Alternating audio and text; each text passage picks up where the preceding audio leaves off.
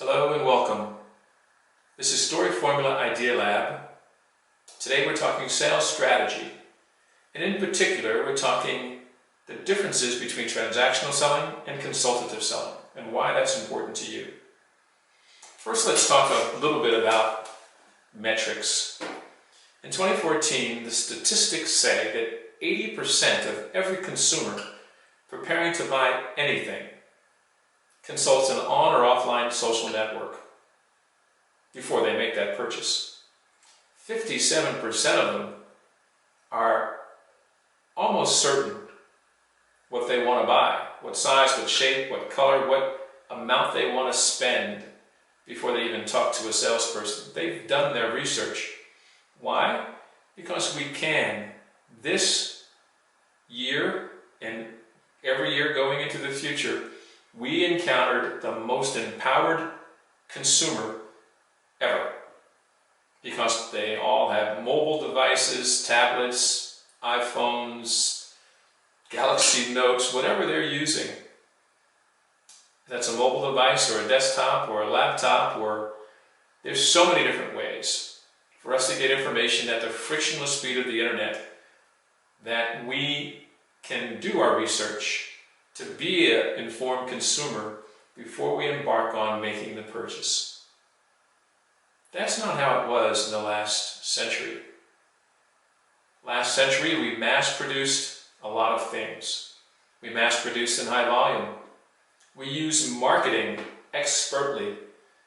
The notion was you did 14 commercials and eventually people had decided that Frosted Flakes were something they wanted to buy.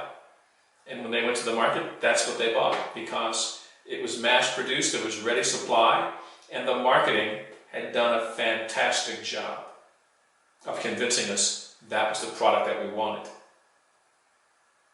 Same thing with Camel cigarettes, Chevrolets, pick a brand. That was the middle of the last century. As we progressed, we got smarter, we became more empowered. And those transactional salespeople, that Willy Loman of The Death of a Salesman, that used car salesperson that we don't really romanticize, we denigrate, because the skills that they had were selling us something that they wanted to sell because they had it and they had to sell it. That's how they earned a living. Transaction after transaction after transaction. Marketing was a big part of it to convince us that we wanted to buy it, or were predisposed to think that it was okay to get pushed into a buy. But I only mention transactional sales because there are sales tactics that are akin to that selling model. A lot of objection handling. The more objections you got, the more you handled those objections. You hung in there. The more closes you had. Never stop closing was the theme. And if the puppy dog close didn't work, the alternative choice close might work. You hung in there.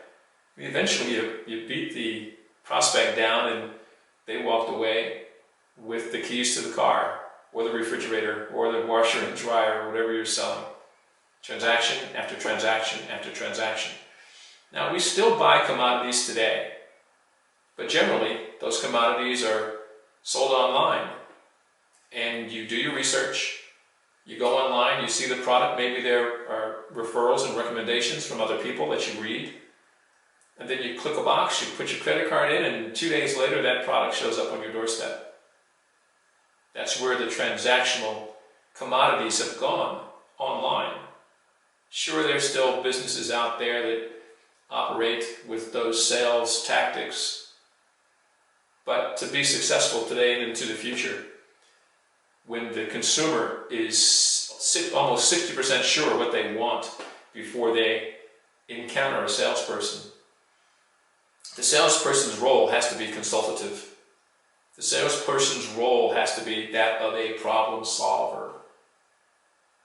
Less sales, less talking, more listening, more situational questions about what the prospect wants, what their requirements are, what their lifestyle is, so the salesperson, understanding the product that they sell and how it helps people accomplish more, save money, or whatever it does, can then listen to the prospect situation and then, as a consultant, say, if I could show you a way that you could have that lifestyle and save money too, how would that help you and your family this year and into the future?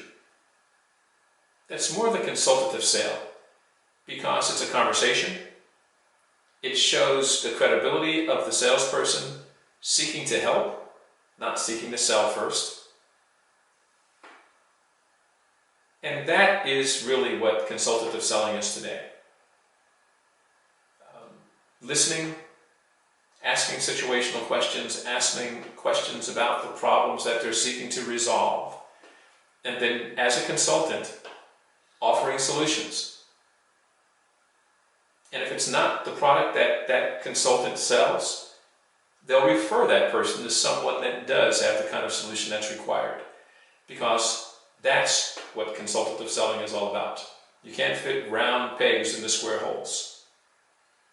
So I really want to make that distinction. If we're still out there objection handling, if we're still out there using 5 different closing methodologies, then we're really not trying to help the customer find solutions. We're trying to sell what we have. And because prospective customers are so much more knowledgeable today, it's 6 o'clock. That's not what they're looking for. So, tune in. We'll be talking about the consultative selling, the sales as a problem solver, and the strategies and methodologies that you can use to be better at it so you can help those people that show up in your pipeline accomplish more. So thanks for tuning in today. Remember, problem solving is key to success in sales today.